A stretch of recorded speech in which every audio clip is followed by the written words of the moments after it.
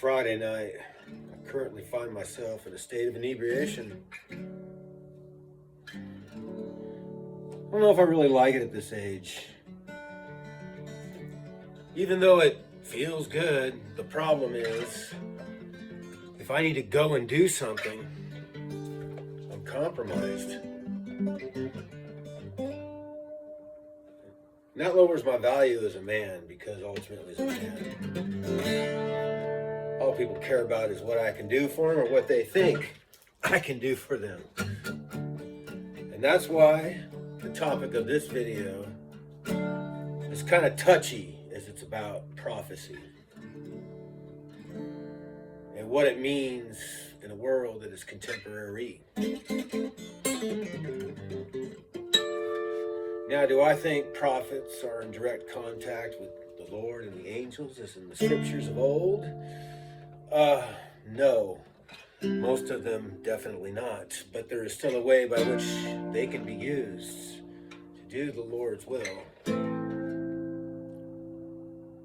despite their cravings for gold. Hey, I had to rhyme it, sorry. Not sorry.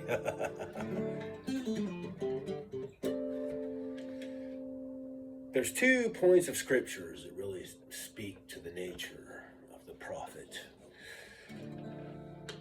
The first one, it's in the book of Matthew, and the passage goes, "Whoever receives you receives me, and whoever receives me receives the one who sent me. Whoever receives a prophet because he is a prophet will receive a prophet's reward, and whoever receives a righteous man because he is righteous will receive a righteous man's reward. And whomever so shall give the little ones a cold cup of water to drink, because they are disciples. Amen, I say unto you, he shall surely not lose his reward." There is no reward for prophecy. You do not gain access to heaven for being a prophet. Quite the opposite. You join the ranks of righteous men in the ranks of hell. So why be a prophet? Especially if you consider one to be of one of 2 creatures, since it is certainly not a lamb. We're either talking about dogs or swine. There's a passage about that too. Do not give what is holy to dogs or pearls before swine.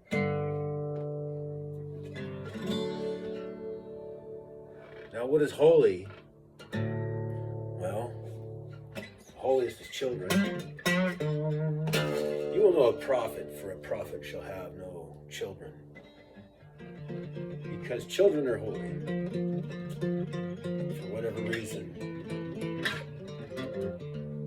he failed in the role of the shepherd of the man, reduced to the status of a dog.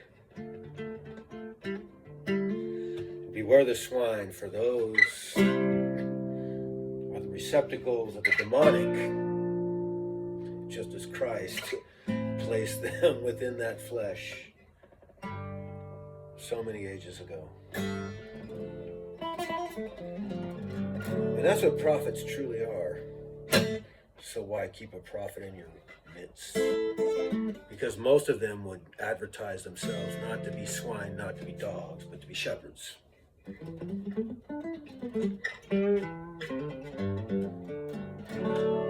If you know a prophet to be a dog or a swine, you won't mistake one for a shepherd. You'll see one as a dog or a swine.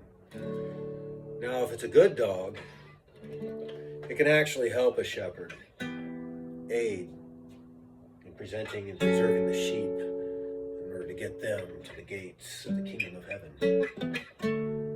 That's a good dog. And that's a dog that is used by the good shepherd. The problem with dogs and shepherds, the dog does not respect the shepherd. The dog will tear the shepherd to pieces.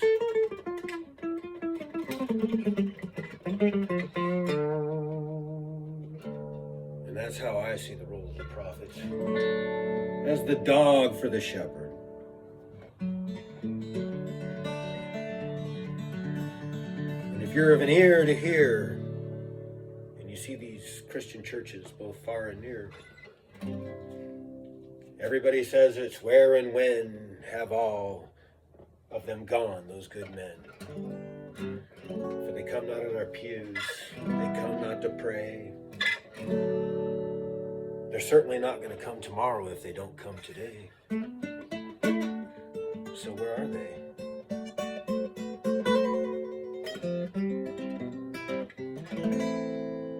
Nature is what it is. Mankind chooses his path.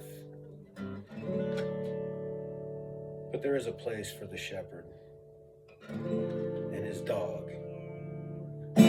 By the way, why is he a dog? Because he is bound to hell along with the righteous men. And amen, amen, I say unto thee, that is the true nature of prophecy.